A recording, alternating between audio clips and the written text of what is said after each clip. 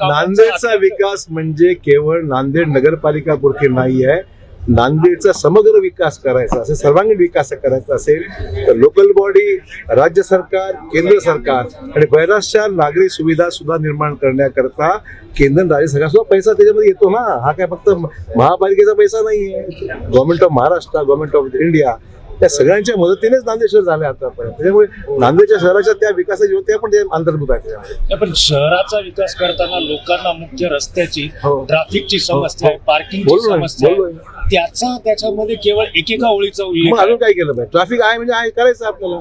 ज्यावेळेस विकास होतो त्यावेळेस ट्रॅफिक वाढते, त्याच्यामध्ये एम्प्लॉयमेंट निर्माण होते, गाड्या वाढतात, टू व्हीलर्स वाढतात. त्याच्यामुळे ट्रॅफिक पहिल्यापेक्षा यासाठी वाढले की गुंतवणूक आली, मॉल्स आले, दुकानं वाढली, इमारती वाढल्या, त्याच्यामुळे गाड्या वाहनं अधिक वाढली, त्यामुळे ट्रॅफिक वाढली. सर, आपण इंदोर पॅटर्नची गोष्ट केली. इंदोरचे महापौर आज आले नाही. इंदोरमध्ये काही घटना घडली, काही लोक त्याच्यामध्ये दूषित पाण्यामुळे काही प्रॉब्लेम झाल्यामुळे ते आले नाहीये याची माहिती. त्यामुळे ते येणार होते पण त्यांना घेऊ केव्हा ते 10 दिवसामध्ये जाऊन त्यांना बोलून घेऊ.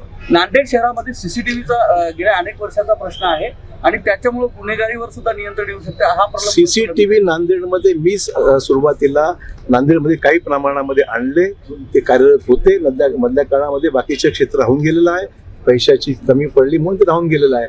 आम्ही त्याला प्राधान्य देऊ आणि नांदेड शहराची सुरक्षेकरता ज्या ज्या गोष्टीची आवश्यकता आहे, मग पोलीस बंदोबस्त अधिक वाढवायचा असेल, एन्फोर्समेंट अधिक करायचं असेल, सीसीटीव्ही लावायचे असतील ज्या ज्या ठिकाणी ते आम्ही पूर्ण करू. तो आमचा त्यातला एक फोकसचा मुद्दा आहे. उमेदवारी अर्ज दाखल केलेला आहे पण बरेचसे निष्ठावंतांनी जे आहे ते आपलं नाराजी बोलून असं काही नाहीये. त्याच्यामध्ये आमची यादी तुम्ही जर बारकाईने अभ्यास केलाच नाही, तुम्ही अडचण तीच आहे. तर अभ्यास करा आणि तुमच्या अभ्यासाच्या अगोदर मी स्वतः तो अभ्यास केला आणि त्याच्यामध्ये आम्ही जे भाजपाचे निवडून येण्यासारखे उमेदवार आहेत त्यांना आम्ही उमेदवारी दे. शेवटी निकष काय आहे? निवडून येण्यासारखं आहे. आणि त्यामुळे भाजपाचे जे उमेदवार जे पहिल्यांदाच काम करत आहेत त्यांचा अंतर्भाव मोठ्या प्रमाणात आमच्या यादीमध्ये आहे, मी सिद्ध करू शकतो. कोणालाही पैसे मागितलेले नाहीत, कोणाकडून पैसे. माझं भाऊ अशोक चव्हाणांची कारकीर्द गेल्या 50 वर्षाची आहे.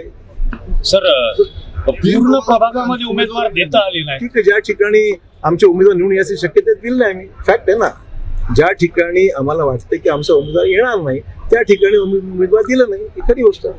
शिवसेनेसोबत कसं आम्ही सांगितलं ना, आम्ही 8 ते 10 जागा त्यांना देऊ केल्या होत्या. तर त्यांची जागा 25-30 जागा शक्यच नव्हत्या. आम्ही ते 25-30 जागा दिल्या असत्या तर भाजपच्या कार्यकर्त्यांना कुठे ऍडजस्ट करायचं हा प्रश्न होता. प्रयत्न आम्ही केला. सुद्धा पाहायला मिळते असेल ना, त्यांना तिकडे जागा मिळाल्या, देगलूरमध्ये त्यांना मिळाल्या, बिलोलीला मिळाली, धर्माबादला त्यांना मिळालं, त्याच्यामुळे त्यांच्या अपेक्षा वाढलेल्या आहेत. आगामी काळात कोणाकोणाच्या सभा भाजपसाठी इथे होणार आहे? आता मुख्यमंत्र्यांची आज सभा 5 तारखेला नांदेडला नियोजित आहे. आता कन्फर्मेशन यायचंय पण जवळपास निश्चित आहे 5 तारखेला. म्हणजे आता आजच ठरेल, आता विड्रॉल संपलं की मग बाकीची तारखा आम्ही घेऊ. विड्रॉलसाठी खूप मेहनत करावी लागते. करावं लागेल निश्चित. काही त्याच्यामध्ये आमचे सहकारी आहेत, त्यांना विनंती करणं, समजून सांगणं हा प्रयत्न आम्ही करू. तर आपण भाषणात उल्लेख केला की मला फक्त 81 तिकीट द्यायची होती, मी 500 दिली असते पण जागा तेवढ्या. या लोकांची मोठ कशी बांधणार आहात जे आता पक्षाने तिकीट त्यांना देऊ शकले नाही? असं हे प्रत्येक निवडणुकीला काही ना काही प्रमाणात होत असतं प्रत्येक पक्षात. ज्यांचे उमेदवारच नाही त्यांना प्रश्न नव्हता, त्यांना आमचीच माणसं घ्यायची होती. त्यामुळे ज्या पक्षामध्ये खूप मागणी आहे, अर्थच असा आहे की राज्यामध्ये नगरपालिकेच्या निवडणुकीचे निकाल जे लागलेले आहेत ते भाजपला अनुकूल आहेत. देशामध्ये जे विविध राज्याचे निकाल लागले ते भाजपला अनुकूल आहे आणि त्यामुळे मागण्यांची संख्या लोकांना दिसते की आता भाजपच येणार आहे आणि मागण्यांची संख्या त्याच्यामुळे प्रचंड प्रमाणात झाली. महापालिकेत तुमची लढाई आहे कोणा पक्षासोबत? आमची लढाई जे आमच्या विरोधात ते सगळी लढाई आमची. तरी म्हणजे जे आमच्या विरोधात आहे त्याची लढाई आमची. प्रताप पाटलांचं किती मोठं आव्हान वाटतं राष्ट्रवादीचं आपल्याला? कोण प्रताप पाटील? मला माहित नाही कोणाची गोष्ट. अनेक प्रताप पाटील आहे. हा बोला. शिवसेनेचे आमदार बालाजी कल्याणकर यांनी सांगितलं की महापौर हा शिवसेनेचाच राहील आणि फिसकटली युती ही भाजप होत. ठीक आहे, काय म्हणायचं त्यांना म्हणू द्या.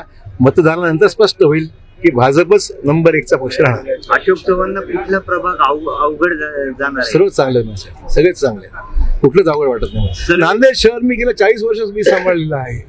कुठेतरी गुडविल आहे ना माझं. आता जोकासू STP या अत्याधुनिक जॅपनीज तंत्रज्ञानाने सुसज्ज, quick installation, energy efficient, noiseless blowers, low maintenance या आणि अशा वैशिष्ट्यांनी परिपूर्ण जोकासू STP तंत्रज्ञान प्रकल्प उभारणीपासून ते विक्री पश्चात समाधानकारक सेवा देणारी, भारताबरोबरच परदेशात देखील प्रकल्पांची यशस्वी उभारणी करणारी company Deccan water treatment private limited.